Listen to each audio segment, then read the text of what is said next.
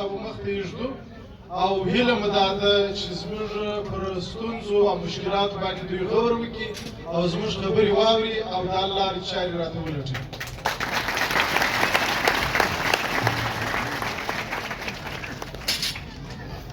محترم وزیر صاحب زموږ کوم نوي سرانان په 1980 کې د پاکستان د سفران د وزارت د خوا څخه دلته منظور سو او جوړ سو تر ننه پرې آباد دی.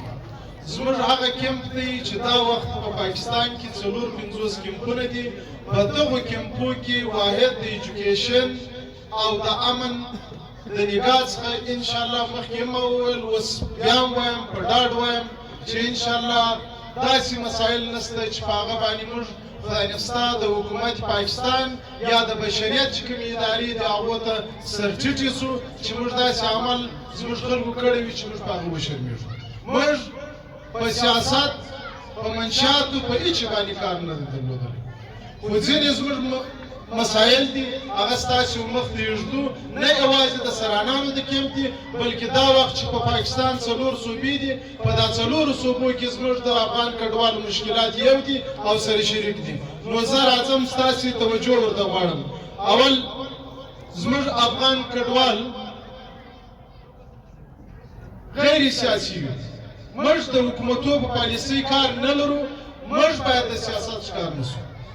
دویم زموږ افغان کډوال چې چون په بلوچستان کې روزګار نشته دلته کمپنیانې نشته اکثره زموږ افغان کډوال چې په کراچۍ کې کار کوي یا د پنجاب په ایالت کې کار کوي خو کله چې د مهاجرو مسله راشي زور یې زموږ در خلکو خېژي. نو په کار دا ده چې زموږ د بلوچستان افغان کډوال چې کراچۍ او سیند ته د روزګار دپاره ځي باید ونظیرول شي.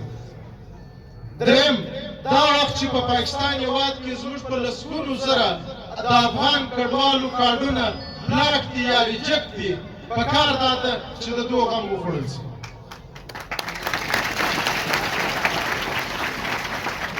زموږ د 5 کالو ماشومان چې کوم دي چې عمرونه یې د 5 کاله وي کله چې د PCM سنټر یا د VRC سنټر ته ورسي هلته نه لیکل کېږي. د UNHCR خوندکیان هم دلته ناستې دي او تاسې محترم ته موږ دا وړاندیز کوو چې زموږ دغه ماشومان چې د 5 کالو څخه عمرونه پوره سوي دي یا کم سوي دي خو تر اوسه پورې د مور د کارډ یا د پلار د کارډ په شاوخوا پسې نه دي لیکل سوي هغه باید ولیکل شي.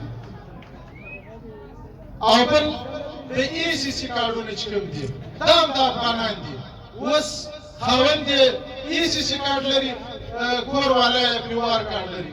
خاوند یې پیوار کارډ لري کور والا ECC کارډ لري. باید د دوه مستقبل معلوم شي او د ECC کارډونو ته هم باید داسې وخت ورکړل شي لکه کوم چې د پیوار کارډو ته ورکړل شوی او دوی ته هم باید دفترونه خلاص شي او د ECC کارډونو ته هم دا امتیاز ورکړل شي لکه کوم چې د پیوار کارډ درلودونکو ته ورکړل شوي دي. زموږ یوه لویه ستونزه چې ده هغه دا وخت موږ منو چې پاکستان په سیاسي مشکلاتو اخته دی په سکیورټي مسایلو باندې اخته دی خو زموږ پر سر باندې په هره صوبه په هرې ضلع کې د افغان کمیشنریټ خپل استازي شته. زموږ یو کور دلته دی یو په وطن په افغانستان کې دی یو ورور دلته دی یو هلته دی مړ وي ژوندی کېږي.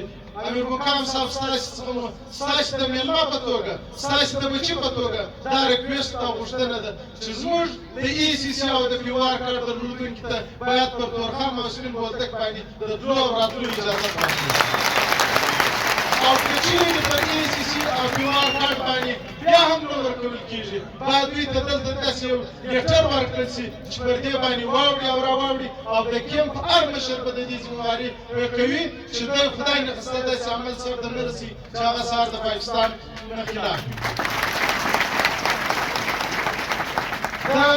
پیوار او ECC کارډ درلودونکو افغان کډوالو ته دا وخت په سیند پنجاب کې یا په کوټه کې یا په خیبر پښتونخوا کې پر موټرو کې د شپې کولو اجازت نه ورکول کېږي. په کار دا ده چې دوی ته د اجازت ورکړل شي او که د حج او د عمرې کار وشي دا به د اسلام پر نظام شي او دا به د افغان کډوالو لپاره یو ښه پیغام وي.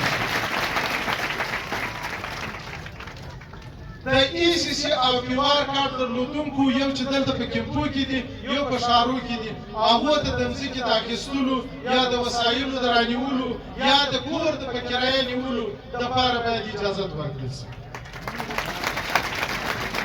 راځو زموږ تعلیم ته مشره ستاسې راتګ ته بیا هم ښه راغلاست وایو.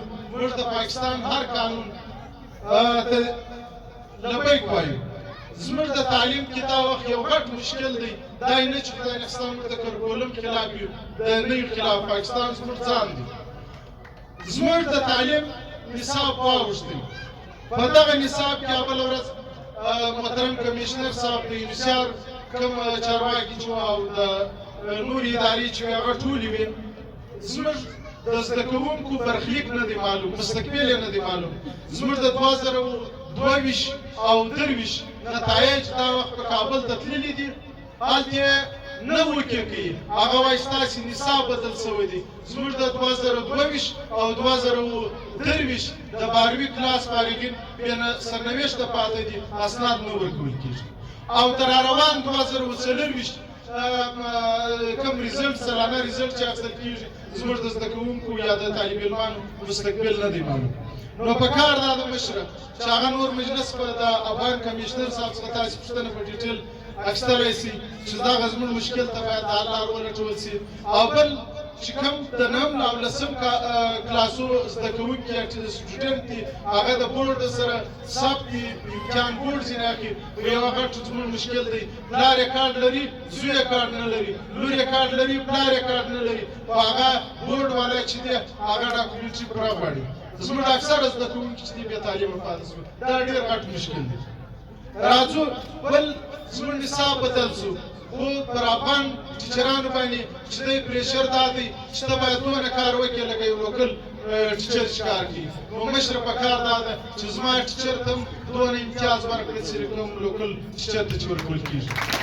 دا وخت زموږ د ټیچر د یوې میاشتې سالري چې ده 9,025 روپۍ ده، دا نن پر چوک باندې د یو داړیمار یو روزګار د یو لیبر تنخوا د ورځې داړي 1200 روپۍ ده. نو په کار دا ده چې زموږ پر دې دغه باندې پوښتنه وشي. یو مشره بله خبره درته کوم چې زموږ په کچي کلاس کې 40 سټوډنټ اخلو، کله چې 12 ته رسېږي هغه 12 یا 10 پاتې شي. وجه یې څه شي ده؟ هغه اکثره د غربت د وجې ځي. دلته پلار ته روزګار نشته، ورور ته روزګار نشته، دوی په بټۍ کې خښته وي یا په اوجوش کې کار کوي. نو مشره په کار دا ده چې زموږ د بچیانو د بنیادي کار وشي چې کومې خیریه ادارې کار کوي. اول خو موږ د یونیسیار کورودانۍ وایو چې د تېرو 40 کالو سره د پاکستان د حکومت په همکاري زموږ د دغه نظام دا سیستم هر څه را جوړ کړي، خو بیا هم په کار دا دی چې زموږ دغه مشکلات ته دا لار ولټول شي. او یو په پانتونو کې مشره تاسې افغانستان ته خپله کوټه ورکوئ، په کال کې 2,500 2,500 سټوډنټ تاسې کوټه ورکوئ. په کار دا ده چې دا به د بلوچستان او خیبر پښتونخوا دپاره هم تیزه شي. زموږ سټوډنټ دا اوس زه د که یوازې د سرانان خبره وکړم په زرګونو زده کوونکي د 12 څخه فارغه ناست دي، یا په بټۍ کې کار کوي یا په کراچي په ښار کې په ډیرانو کار کوي. موږ مستقبل یې نه دی معلوم. په کار دا ده چې د پاکستان حکومت پر موږ دا مهرباني وکړي او هلته چې کوټه ورکول کېږي دلته هم دا کوټه راکول شي. او یو زموږ ایجوکیشن چې دی یوازې د هلکانو دپاره نه دی بلکې د نجونو دپاره هم دی. دا وخت زموږ کومې خویندې چې د تعلیم کې د مشکلاتو سره مخامخ دي، خصوصا په لینګویج کې چې هغه اردو انګلیش دی، دا په کار دی چې همدلته په دغه سکولانو کې داسې سیسټم ورته فعال شي چې دوی د خپل مشکلات حل کړي. او راځو مشره زموږ دا سرانان خبره درته کوم، سرانان په دا 30 کاله د اوبو خاوند شو، په دا 30 کاله یا 40 کاله د اوبو خاوند شو.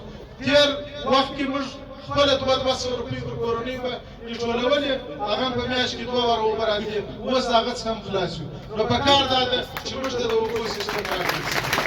او یوه لویه خبره دا ده د یونیسیار خویندې چې زما څخه خفه نه شي، موږ افغان کډوال لکه اوښ په پښتو کې متل دی په 2 چړو حلالو. یونیسیار بجټ ورکوي د پیوار کارت دپاره، مګر دلته ای سی سی کارت درلودونکي هم دي، او چې اوبه هم ماته راکوي په پیوار کارت یې راکوي.